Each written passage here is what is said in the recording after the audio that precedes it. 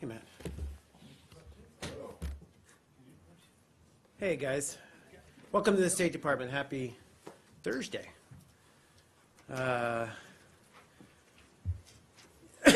don't have anything at the top, except for one thing. I did notice, or I'm getting a lot of questions, and I've seen some commentary on social media about what may or may not be happening in the corridor just outside the briefing room. I just wanted to assuage any conspiracy-minded folks that the PA Bureau is undergoing a renovation of its office space. It's a long-planned project. It's overseen by the Bureau of Administration's Real Property Management Office, which manages all domestic State Department property. That includes in this building. They are taking every necessary precaution to ensure that the asbestos abatement is done according to environmental safety standards.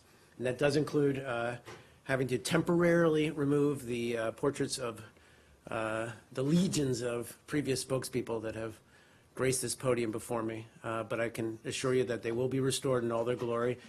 They're not being consigned to the trash heap of history.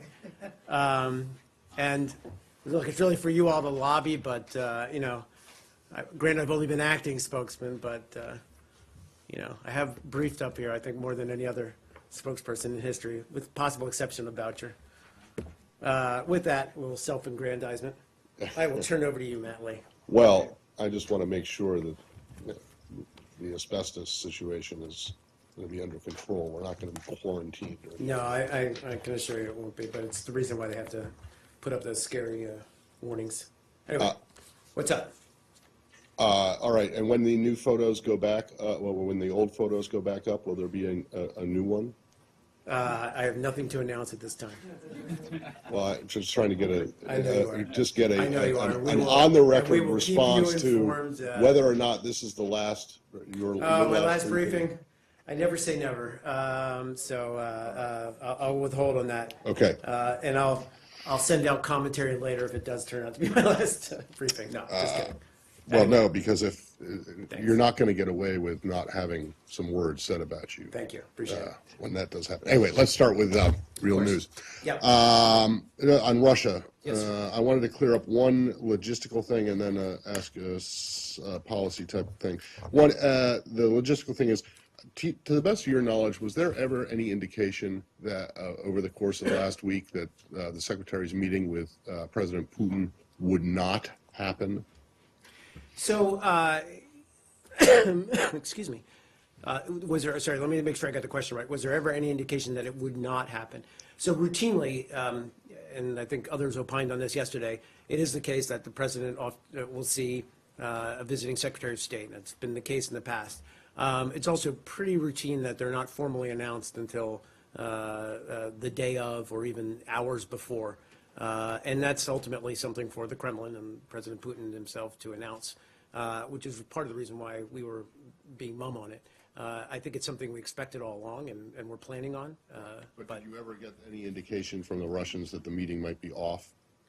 We were never given any indication that there might not be a meeting yet. And then there seemed to be a line of commentary that Secretary Tillerson had been kept waiting by President Putin.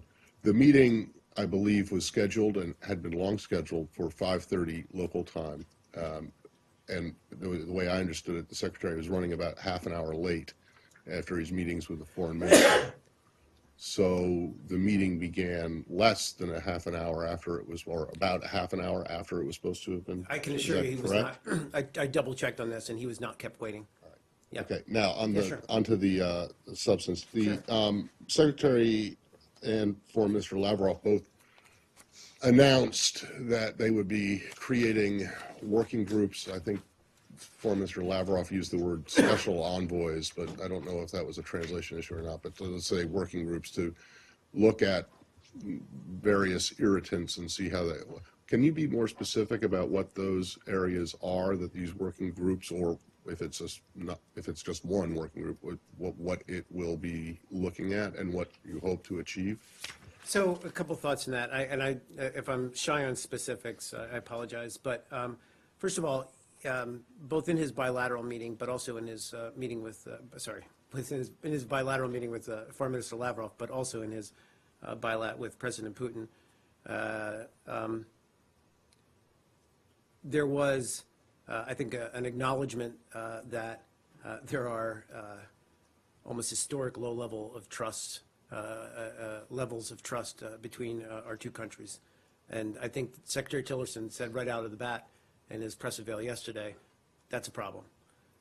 I think it is certainly in his meeting with President Putin, they went over the history of why we're where we're at.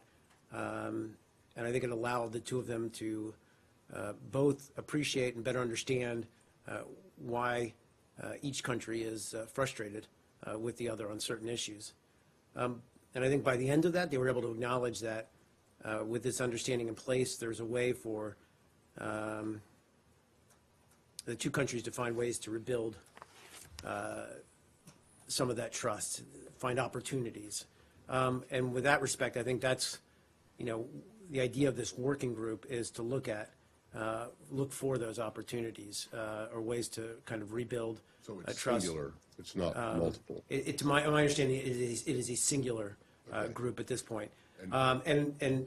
Sorry, just in terms of the working group's mandate, it's still being worked out, the exact details.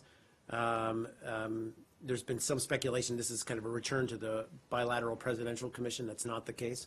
But I think this is a group that's going to focus on looking at some of these irritants and looking at ways that we can possibly find opportunities. When you say mandate is being looked at, does that include the membership of it? I believe so, Who would yeah, be on and it? who will be on it, All right, yes. and then you said that they went over the history of why we're at where we're at. Was this like the airing of grievances or something? I mean, how far back did they go? I don't know. I was told a short history. I don't know.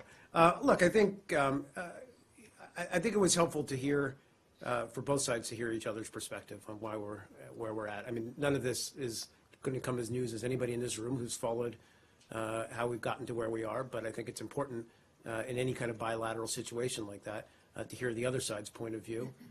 He did that, Secretary Tillerson, and again, it's part of an effort to appreciate their perspective. It's not one we agree on, but it helps us understand so that we can find a way to work forward. Right, but I mean, is the idea that they would focus on smaller issues and not huge differences like Syria or NATO expansion or? I wouldn't necessarily even qualify it that way. I think they're looking at where we can find common ground. I mean, look, even out of Syria, there was the common ground that they found that, we've all agreed to what end state we want to see in Syria, which is a Syria whole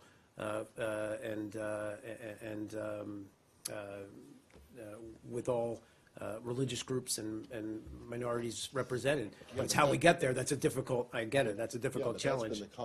That's been the common goal since Geneva won. You're right.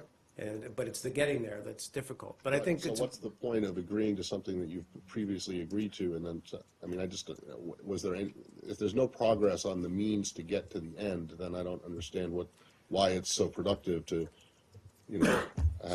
for the two sides to run down a list of what pisses you off about the other side. I don't get it. Well, I think again, I'll just say as part of this effort to find common ground.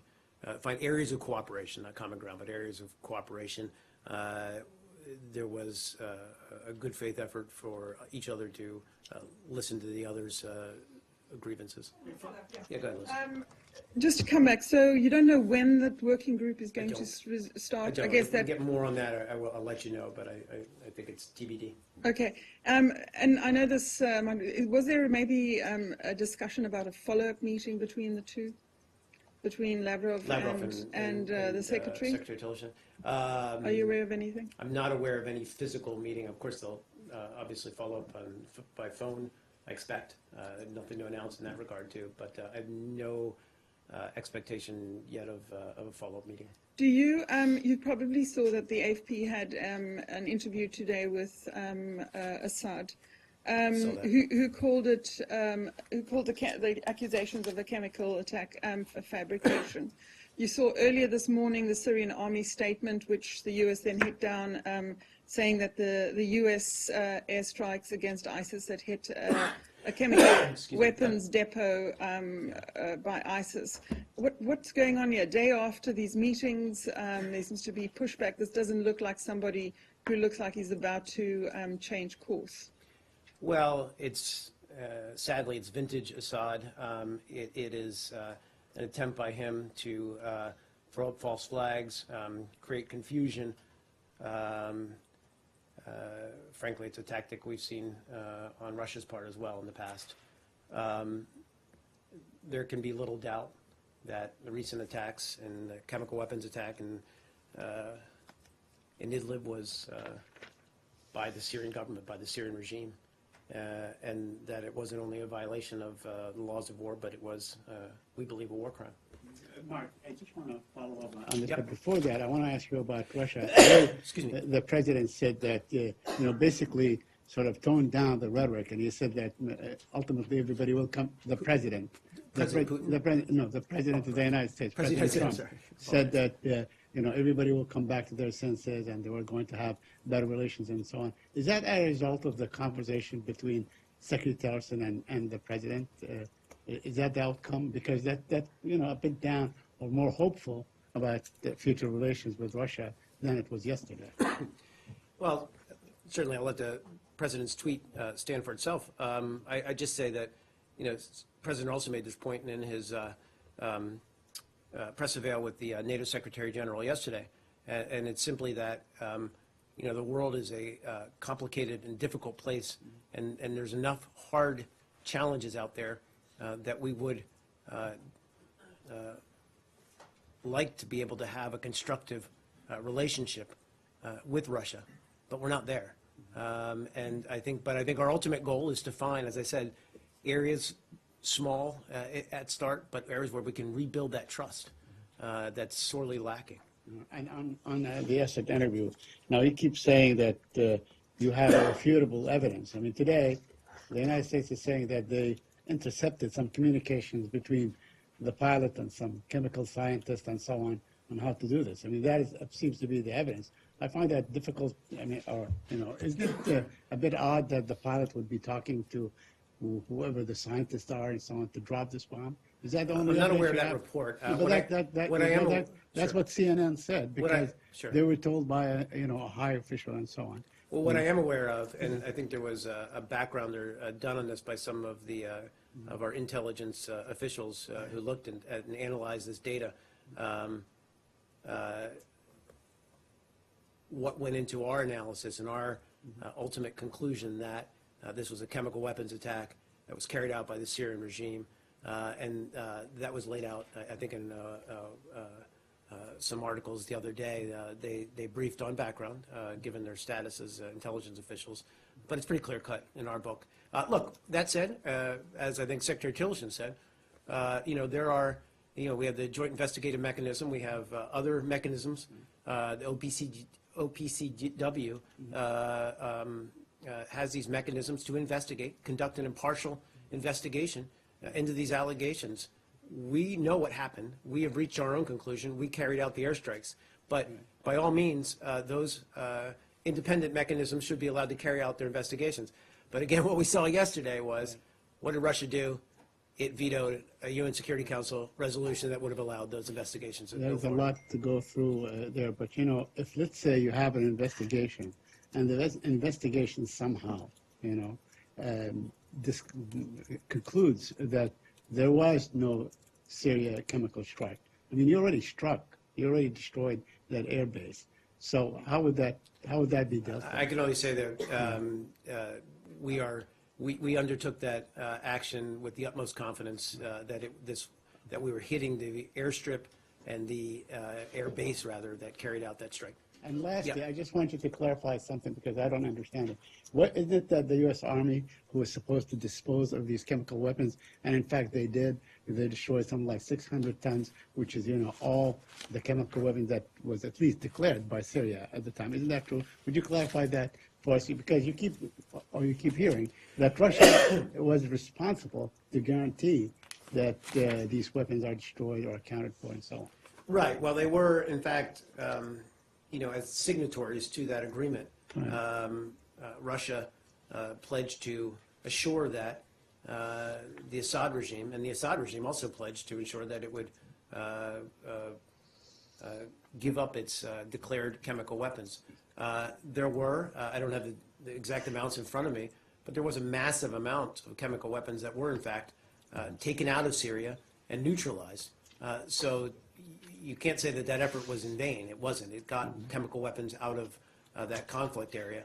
But that said, clearly, either they remained their capacity to produce additional chemical weapons or they didn't declare all their chemical weapons. You said the Yes, sir. Security Council resolution that Russia vetoed yesterday would have allowed an investigation.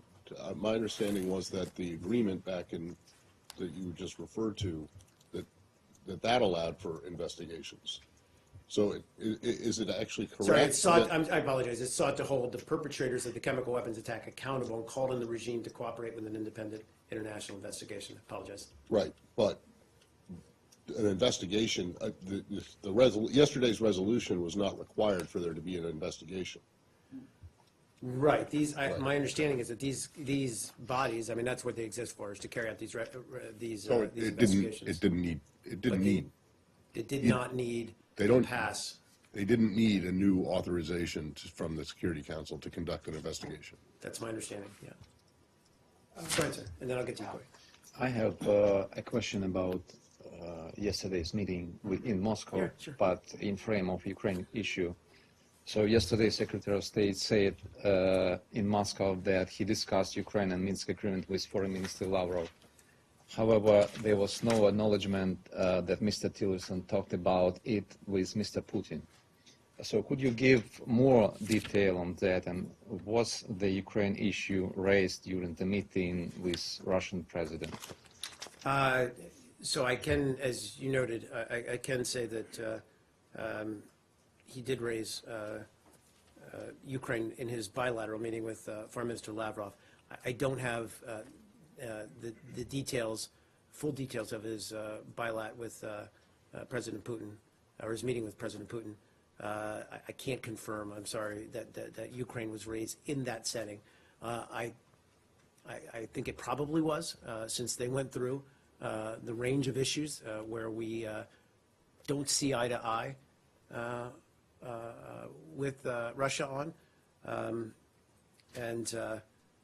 You know, Secretary Tillerson has been very clear that on those issues that we don't see eye to eye on, he'll continue to raise those in his meetings with Russian officials. I just can't confirm absolutely that it was raised in that meeting. I just don't have that level of clarity. Yeah, Yeah, go ahead. Kind of a pivot. Okay. Russia's hosting multi-nation consultations on Afghanistan sure, tomorrow. yeah. What, if Where- any, role will the U.S. play in those talks? And is there concern that through those talks, Russia is trying to expand its role and influence in Afghanistan? Good question. So first of all, we don't plan to participate in these regional talks. I think they're April 14th, which is tomorrow. They have been organized by the Russian government. We do generally support regional efforts that work with the Afghan government to build support for a peaceful outcome in Afghanistan. And I think going forward, we do plan to work with Russia and other key regional stakeholders to enhance dialogue on Afghanistan. It's long been our argument that all countries in the region need to form a unified front with respect to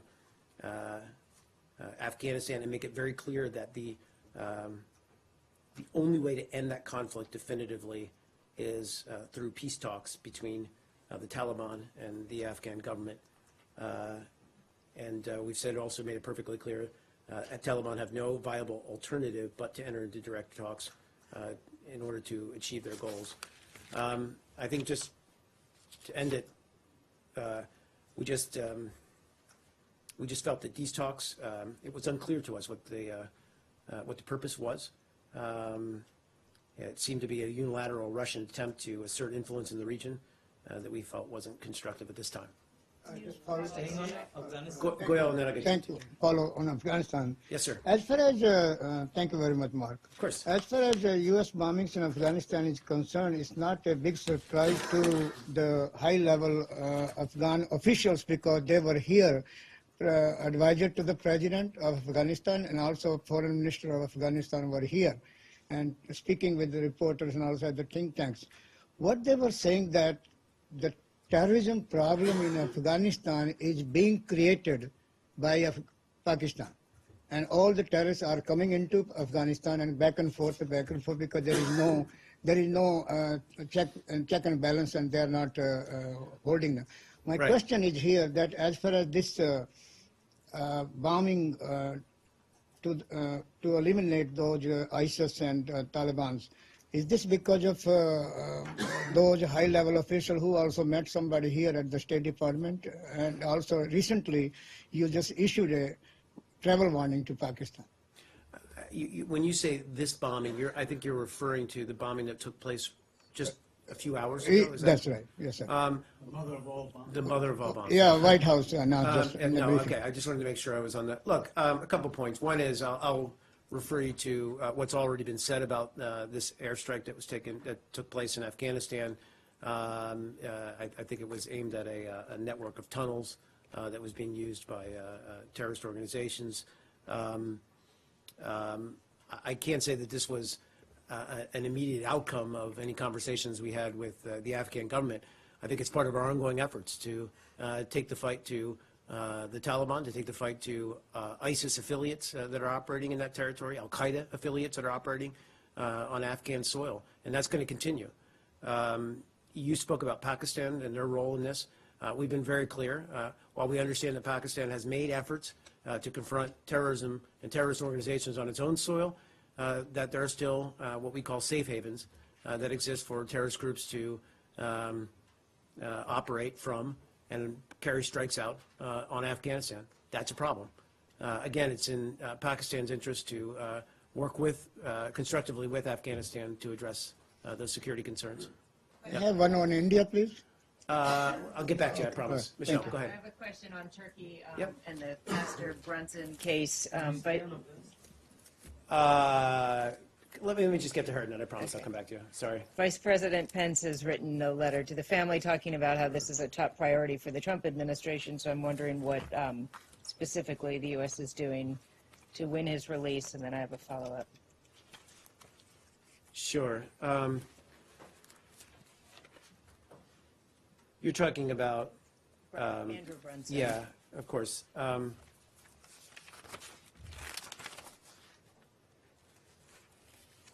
So we can confirm that Turkish authorities detained Andrew Brunson on October 7th, 2016. Since his arrest, I can tell you that consular officers have been able to visit him regularly.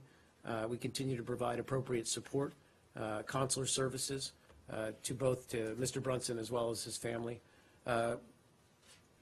Goes without saying that we take very seriously our obligation to assist any U.S. citizen, but certainly in this case, who are arrested abroad.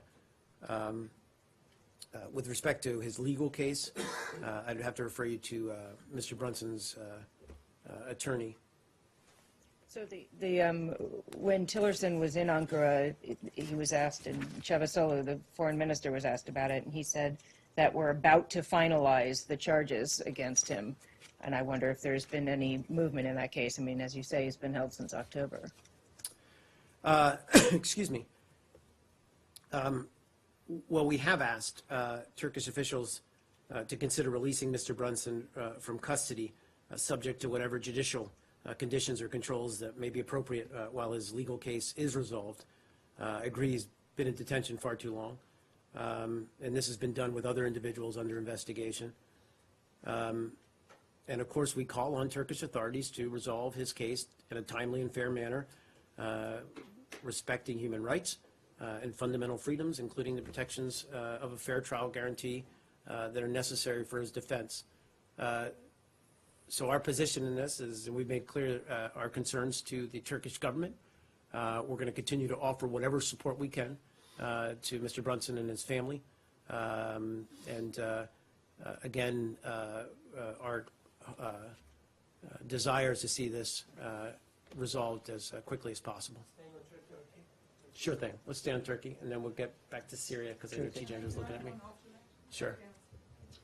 On Turkey, just today, UN experts issued a report regarding referendum on Sunday, and they concluded that if the constitution amendments pass on Sunday, there will be existing major violations of social and cultural rights in Turkey will even increase.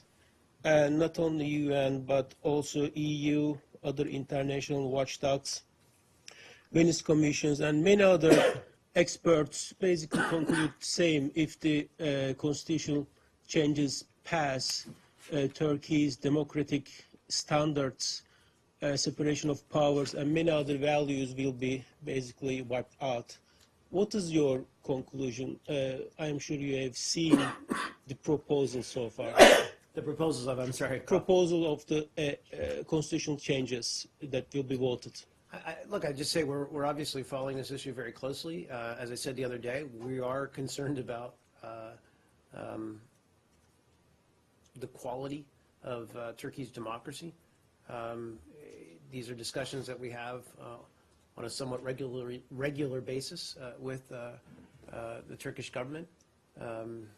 Because we're strong allies and partners, we can have those kinds of conversations. I don't think I have much to say beyond what I said the other day, which is that you spoke about the OSCE's final report. We're looking at that and studying it very closely, but we're going to obviously watch this very closely and as it moves forward, the referendum, and hope that it's carried out in such a way that guarantees and strengthens democracy in Turkey. But so far, the standards and the conditions already, don't you think the fairness of the freedom of the elections already under huge questions since we have seen the severe limitations on the campaigning in Turkey? Several limitations? Severe limitations. Okay. I mean, look, we never want to see, in any case, as part of any kind of free and fair electoral process, any kind of limitation on all sides to express their viewpoints peacefully. So again, we're watching this very closely. In the back, and then. Aren't you concerned about the environment in which the referendum is going to be held? I mean, hundreds, if not thousands, of dissidents, including the leader of the main Kurdish opposition party, are in prison. How can they campaign for the no voters? I mean, is this referendum not going to be really a fair referendum according to the United States? Well, again, there are election observers on the ground. We're going to let them look at and analyze this referendum and that's going to include in the lead up to it, and pronounce their judgment of whether it was free and fair. I'm going to withhold comment beyond what I have said already, which is, of course, we're watching this, we're monitoring it very closely. Sure, but let me, I'll get back to you, I promise. I'm just in the middle there. Sorry, you? Right. Yep. Okay. Thank you. So I want to go to Asia.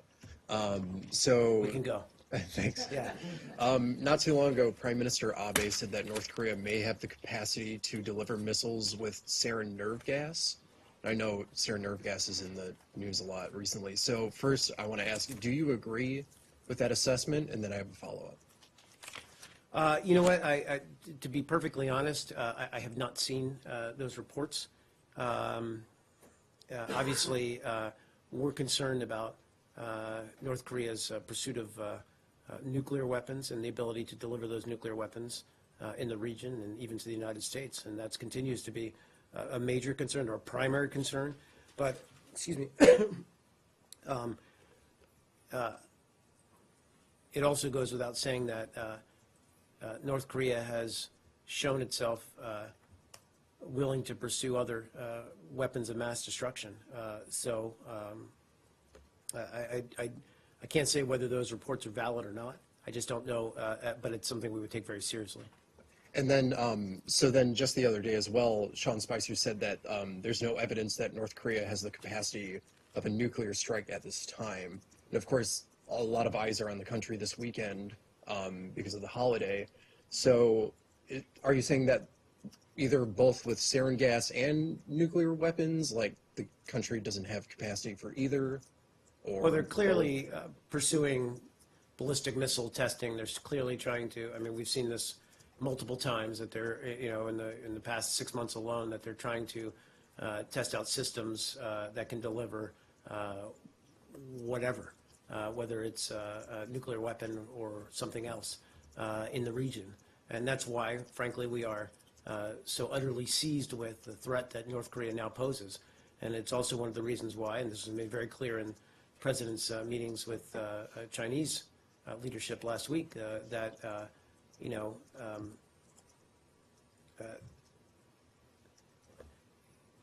the time for action is now, and by that, we need to look at ways to put increased pressure on North Korea in order for it to recognize the reality that it needs to pursue denuclearization, that it needs to answer the international community's very real concerns about its ongoing efforts to pursue nuclear weaponry and the means to deliver those in the region. We're going to stay in North Korea, sure. Yeah, Let's go through all these questions and then Yes. kill this topic, sorry. Thank you. The last time Secretary Tillerson said that the strategic patience is over and need a new approach to the North Korea. What is the United States new approach toward the North Korea? What specifically included? Well, good question. I think that, you know, as I just said, provocations from North Korea have grown, frankly, too common, too dangerous to ignore anymore. So we're working with the international community, and that includes our partners in the region. Certainly, Republic of Korea, Japan are among those stalwart partners and allies who we're working with to address this concern. But we're looking at how we hold the Kim Jong-un regime accountable for its reckless behavior. And the way we're doing that is pursuing right now efforts to isolate, to cut off North Korea from the rest of the world. And that's being done through diplomatic efforts, but it's also through security and economic measures as well. All of this is with the aim of persuading North Korea that its pursuit of nuclear weapons and the means to deliver them is only going to take it farther from what it professes to want, which is a prosperous, engaged role in the world. Please. Another one on there. Said that it wanted an engaged role in the world. Well, I think there's been lots of talk. And North Korea wants to be. Lots of discussion within the six-party talks that they want, sorry, I'm answering two questions at one time, that they want prosperity, that they want to be heard. That's what I'm talking about. What do you mean by saying it's too dangerous to ignore anymore? Is this administration's position that the previous administration and the ones before it ignored North Korea? I think it's no, but I would say that there's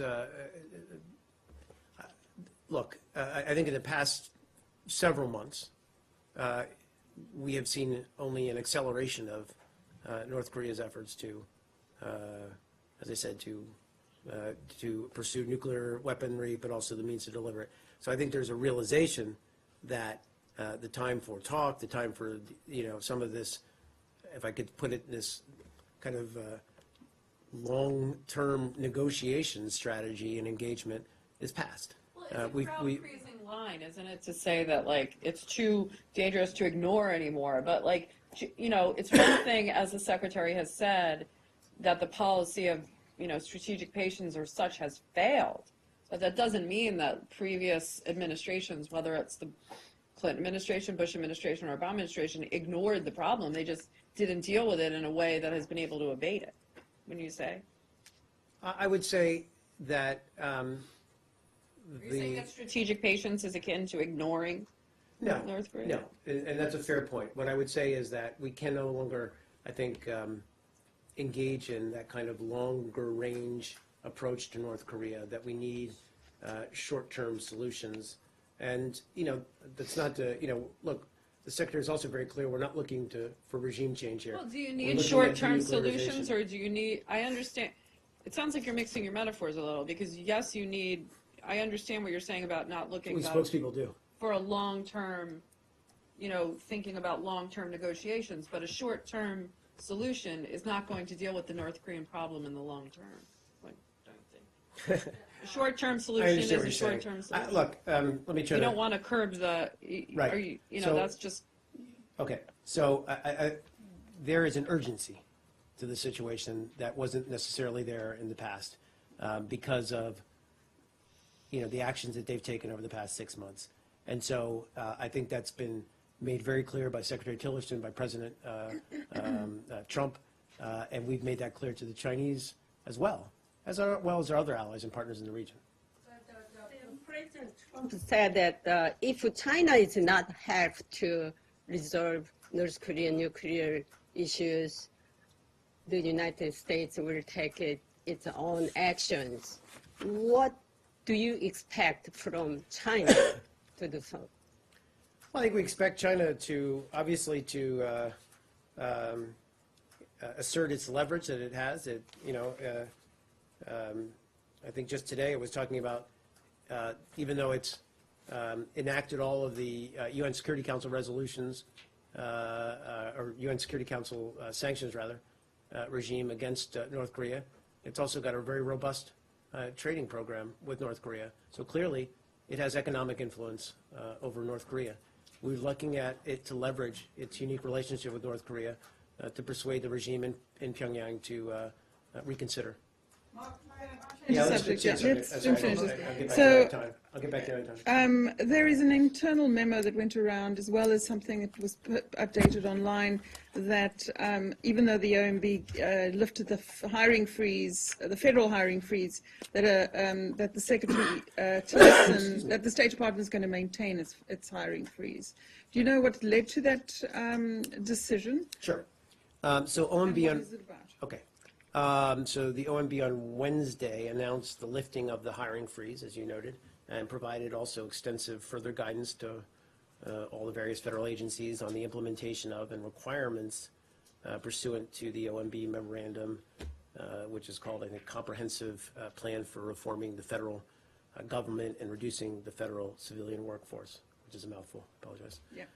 And this document, this memo, provides guidance on new requirements on the presidential memorandum that was initially issued on January 23rd. This is the one that issued the hiring freeze, as well as the executive order issued on March 13th that required a comprehensive plan to reorganize all the executive branch departments and agencies. So as part of that process, the department and the secretary are going to be undertaking a reorganization later in the year, and the decision was taken that the hiring freeze will continue until that plan is fully developed and agreement is reached on its implementation. And this is just part of prudent planning. We can't be onboarding people when we don't know what our reorganization is ultimately going to look like. But until then, and this is an important point, the Secretary does retain authority to waive the ruling of the hiring freeze and will do so in instances where national security interests and the department's core mission responsibilities require. So he it doesn't break any federal law that he's done this? It does not.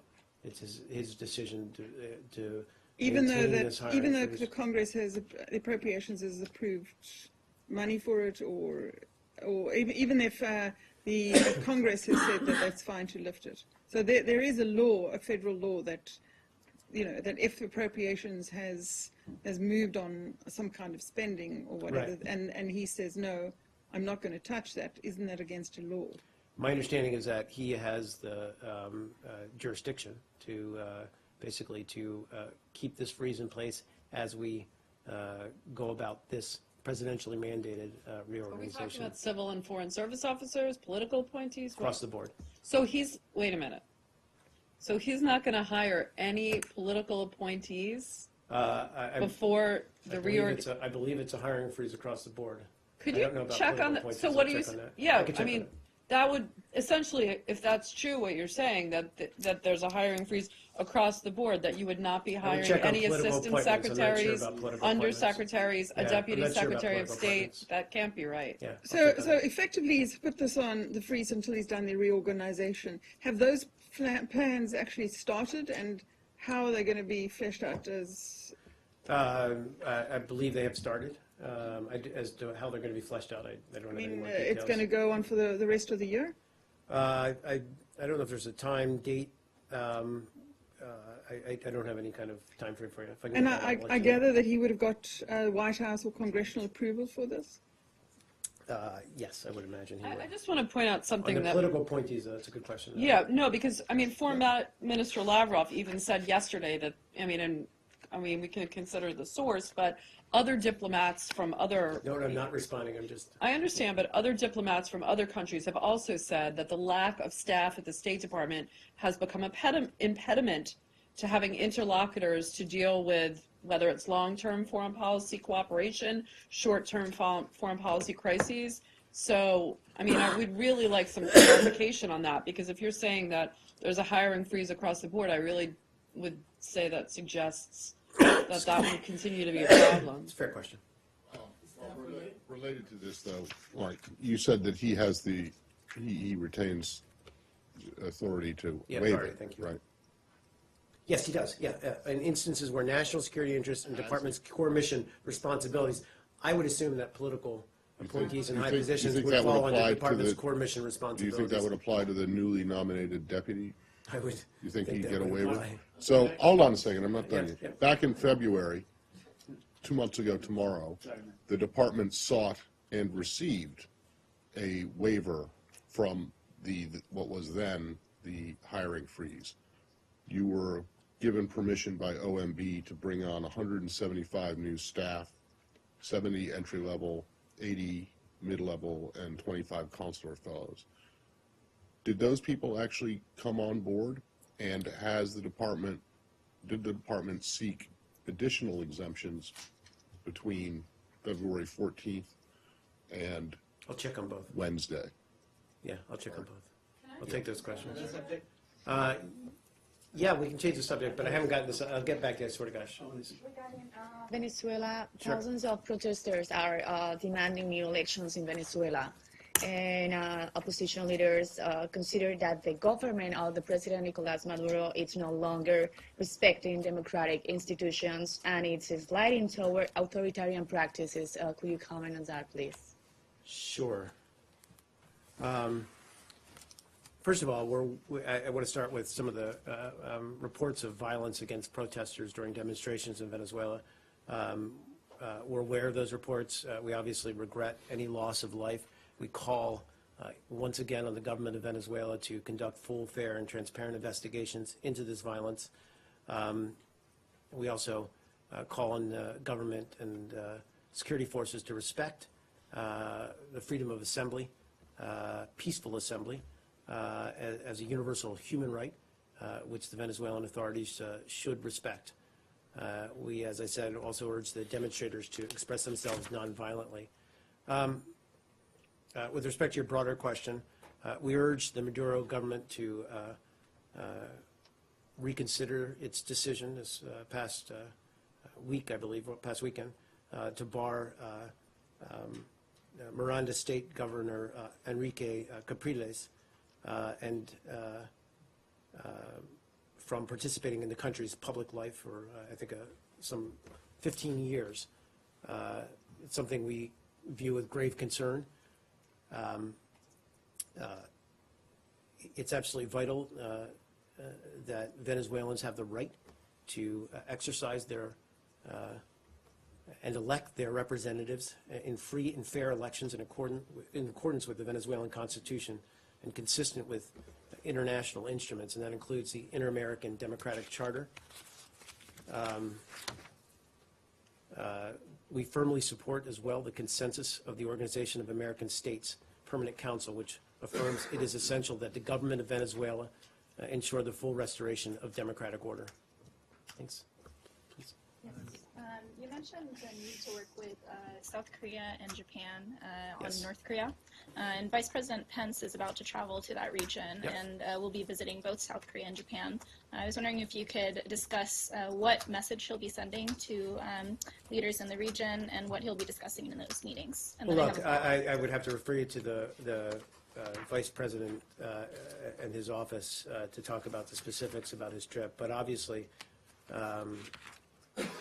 I think that it's very clear, given Secretary Tillerson's travel to the region, given that both leadership from Republic of Korea and Japan have been here for high-level meetings,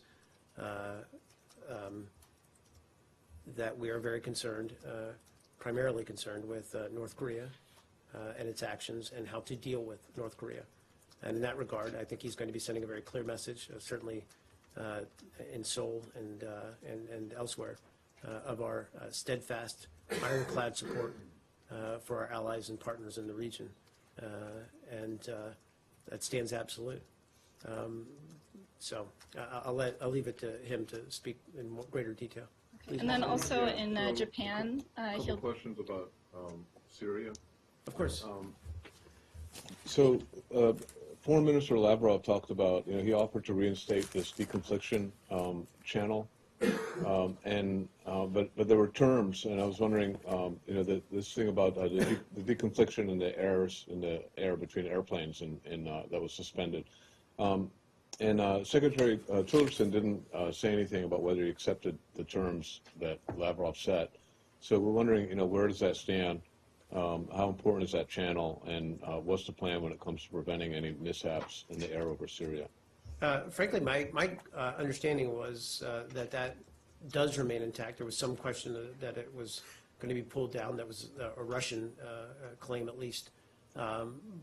Look, we consider that deconfliction channel to be very important because it helps ensure that neither our pilots nor Russia's pilots are unduly or unnecessarily put in harm's way when we're carrying out military missions in that region. So, I can't speak to how it may change. My understanding is that it does remain in effect. Because, my understanding is that channel was suspended after the missile strike. I had heard that. I had seen those same reports, but my understanding was that after that it was reinstated. If that's incorrect, I'll let you know. I have a follow-up question. Of course, finish up. Yeah. So, did Secretary Tillerson meet with any members of civil society while he was in Moscow or in Russia? I don't believe he did. Frankly, it was an issue of time.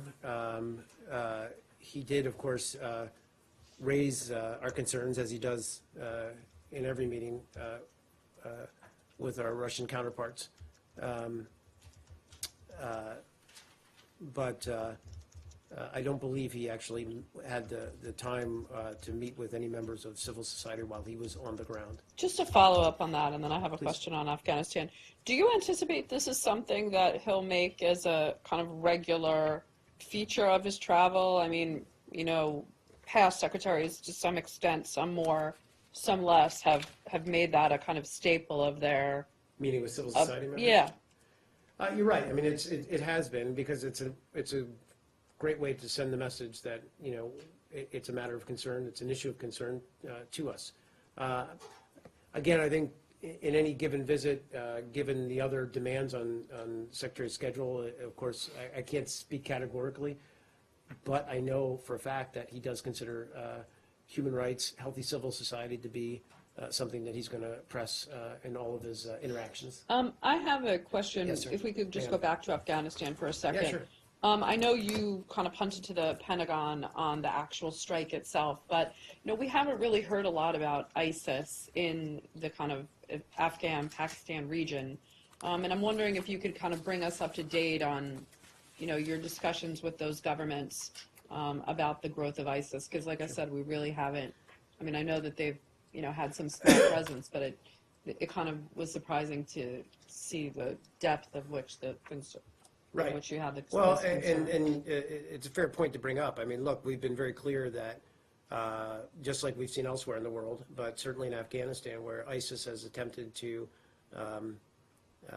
co-opt some existing groups on the ground in an effort to, create affiliates. And we're going to see this, I think, and this is something that was discussed in the ministerial a few weeks ago, that as ISIS continues to get pressed in Syria and Iraq, it's going to seek to do that, I think, more and more. So it's something we're watching very closely, and we're working with the government of Afghanistan and our partners in the region in order to deny any terrorist organization, that includes Al-Qaeda as well, safe haven or any kind of material support on the ground. And as we've also been very clear, when we see targets of opportunity and leadership opportunities to take out key leadership, we're going to take those opportunities. I understand that this was a target of opportunity, but are you saying that this target was, were they working with other types of affiliate, like so-called affiliates? That's a common practice for ISIS. No, I understand, but I'm just saying. I don't know the specifics. I don't have enough specifics on this. I'm just, as opposed to like the actual strike and the weapon and how it was done, I'm interested in this particular target and why it was chosen in terms of their, threat, and given that the State Department has really been the lead in terms of, the coalition against ISIS, I'd be interested a little bit more in. Sure, I don't have a lot of detail on this particular strike and why this. Other than that, they were ISIS-affiliated group. ISIS-affiliated or group ISIS, or members of ISIS, like I'll check. official leadership? I'll check. Thank you. Yep. A couple more questions, guys. T-Gender, I haven't gotten to you yet. I've had a lot of patience, and wishing you a quick, fast recovery, because I saw you limping. I'm limping, I'm coughing. Oh, I yes. need vacation. Luckily, it's coming up. Yeah, I have empathy. I'm coughing also. Yeah. The one short follow-up on Afghanistan and then one on India related. Afghanistan is that day before yesterday, after the briefing in the Pentagon, the defense secretary, when I asked him that is Afghanistan on back burner, he said not at all. Nothing has changed. So that's from the defense on the What he said, yes. on the diplomatic side, with the Russia taking that initiative. Has anything changed from this side on the diplomatic front? Not at all. And in fact, I think it was just a couple weeks ago, the Afghan foreign minister, I think it was in conjunction with the counter-ISIS ministerial, was here in town, and they had a very good bilateral discussion. One of the few bilateral meetings he was able to take, given his schedule, Secretary Tillerson's schedule. But he made the point of taking that meeting because he wanted to express our firm support for the Afghan government's continued efforts to confront the Taliban, to confront other terrorist groups on its territory, and to solidify and continue to enact needed political and economic reforms. And the other one, You had another one? Yep, finish up. I have a And then second one. The second one is about three more questions, Jerry. yeah. I got to you. I got to you already. The second Three more one is questions. the second one Please. is about the diplomatic efforts from the U.S. The Indian media is flush with this hate crimes against people of Indian origin. Now, what the kind of journalistic investigation revealed that most of these Indians were either misidentified or misunderstood because of religious symbols or other things. But when the Indian ambassador rushes to State Department and expresses his deep concerns about this, and then we find out that the Hardish Patel, the county sheriff, says that it was not a hate crime. So how can you clarify that these incidents are not against Indians or people from Indian origin? They're misidentified.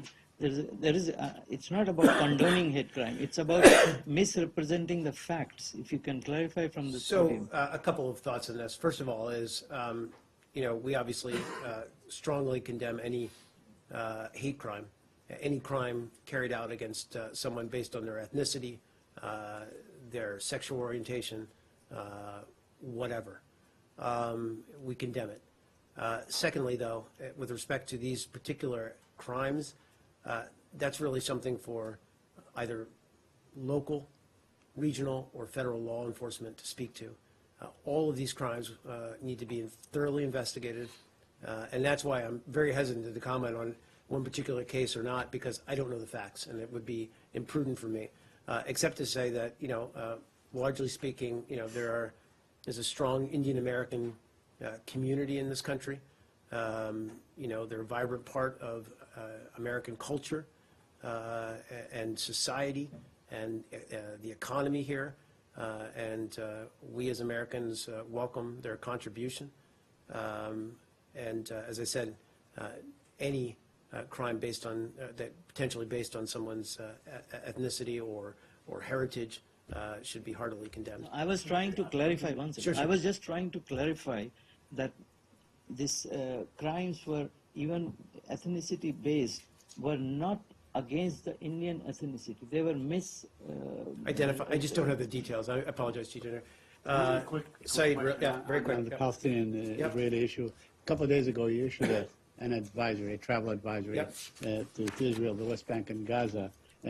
But you also urged American citizens to leave Gaza. And this coincided, with the escalating tensions, and the Israelis are amassing troops. Are you concerned that there may be another war that? No, sure. I'm aware. Urge the Israelis I'm aware the timing was linked or was close to, but this was, as my understanding, just a periodic update, and that the information concerning Gaza was similar to language from our previous travel warnings. So, as many of you know in this room, we have to periodically update the language to ensure they remain valid and up to date. This was a routine update. I think the previous one was issued on August 23rd, 2016, but it contained very similar guidance. Our travel warning warns U.S. citizens against all travel to the Gaza Strip and urges those present to depart as soon as possible when border crossings are open. And I think, by way of explanation, given the security conditions in Gaza, U.S. government personnel have been long restricted from travel to Gaza, and so that restricts our ability to provide any assistance or support to any U.S. citizen in Gaza. So it's out of that reality, if you will, that we caution. Yep. And this, and then John, last question. Yeah, and this Russia-hosted conference in Afghanistan, you said that it seemed to be a unilateral Russian attempt to assert influence in the region. This dropping of this massive bomb in Afghanistan that has a fairly large optical element to it, could one interpret that as a unilateral attempt to assert influence? No. Look, again, I'm not going to attempt to speak way outside my box and talk about military matters. But it does have, when it's a bomb that large, there's a diplomatic effect to dropping something like that. There is, John, but I imagine, but I'm going to stay mum on that. Thanks, everybody. Thanks so much.